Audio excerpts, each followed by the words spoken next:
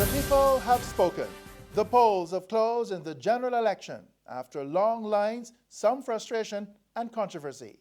Now it remains for the ballots to be collected and counted to choose a new government for Barbados today, Thursday, May 24th. From Barbados Today, this is your evening news update. I'm Julius Giddens. Good evening. From all indications, a day of heavy voter turnout, a process largely smooth but marred by hiccups. Some voters complained that the wait to exercise the franchise was too long. Others lamented that they could not find their names on the voters list. And this afternoon, allegations of vote buying surfaced. In the constituency of St. George South, the Democratic Labour Party's incumbent, Dr. Esther Bayasuku, claimed she received reports of vote buying in her rural riding. I've been seeing a lot of young people so far at the polls. However, I've also been getting calls from another section of our youth telling me, well, no, they're not going out to vote yet. They're waiting for the money truck. Well, they're waiting for mine because I don't have no money truck. I didn't tell them. So I've got calls from about 3 areas telling me, well, no, we haven't voted yet.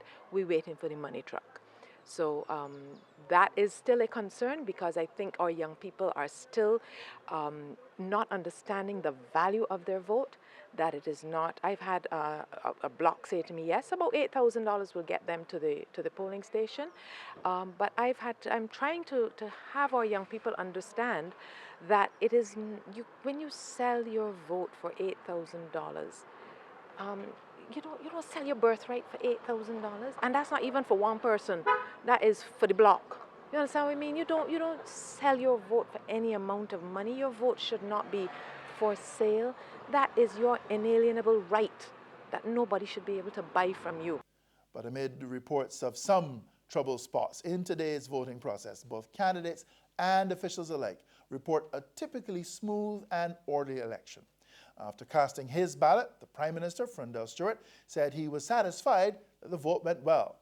This afternoon, at around 20 minutes after 1, a confident Stewart cast his ballot at the Bailey's Primary School in a rural St. Philip seat, currently held by one of his ministers. Based on all the reports which I have received,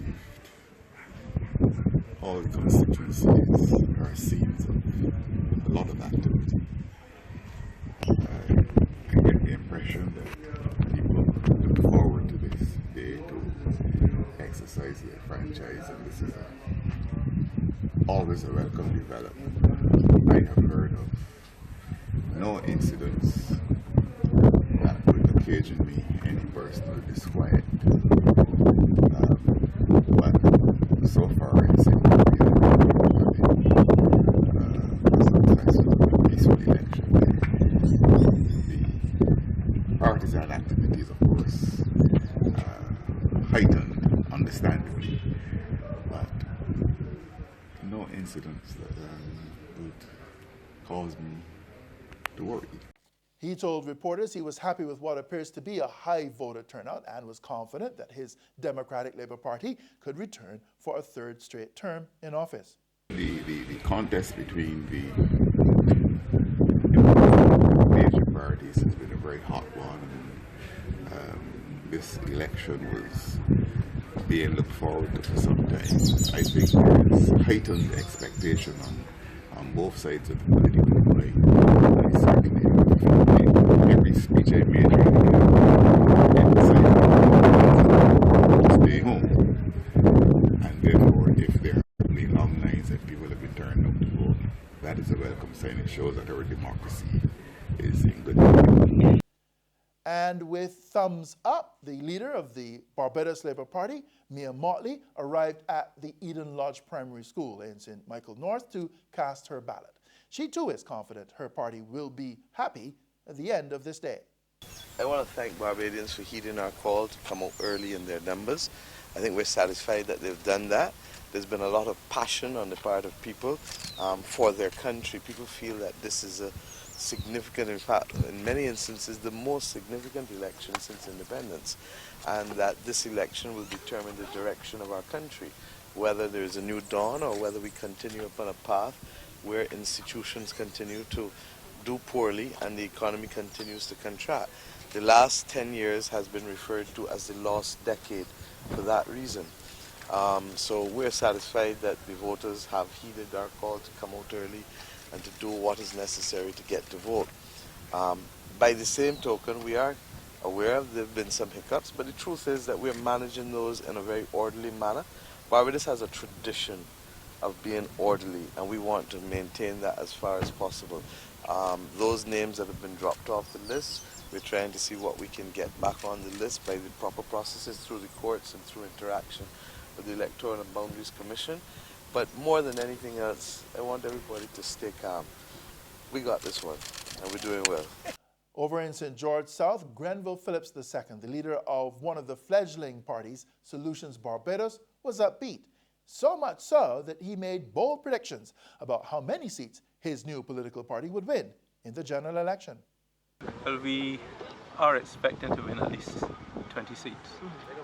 But obviously it's up to the voters. All we've done is provide them with a competent alternative. For the past 3 years, we've tried to show how we are different from all the other parties. The others are austerity-based. That's their plans. Their plans are austerity-based.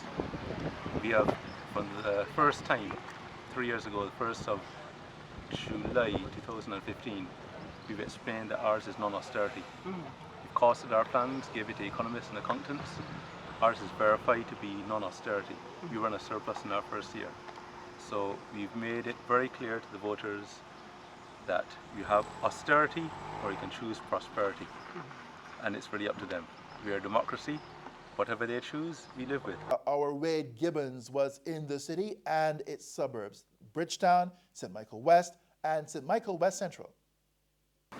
Election day 2018, Barbados today is here at Lawrence T. Gay, where the voter turnout seems to be heavy, and that has been the general picture in the St. Michael area, Bridgetown, St. Michael West Central, St. Michael East, where we have been so far. Basically speaking, from about 6 o'clock, the voter turnout has been heavy, steady. In some areas, like Westbury Primary School, there was a trickle, but a very steady trickle. Noticeably, most of the voters have been females, and from all indications, young people, middle-aged people, some not so middle-aged, have been turning out to cast their votes. In terms of organization, it seems that things have gone relatively smoothly, although there were some issues at St. Leonard's Boys School, where some people, at least 3 people, complained to us that they didn't find their names on the list, but the authorities were trying to get that straightened out. But generally speaking, smooth in terms of crowd behavior, no issues. Some of the police officers that we spoke to, they encountered no issues, and from all indications, this has been a smooth process and is expected to continue that way. And that's your evening news update. Election Day in Barbados, a day marked by steady and mostly heavy voting amid charges and counter-charges of election controversies and delays. Next, from Barbados Today, the big night, the results, the reaction, and the analysis. Our watch on the count for a new government begins at 7 o'clock East Caribbean time here at barbadostoday.bb, and you can find us on Facebook. From Barbados Today, I'm Julius Giddens. Good evening.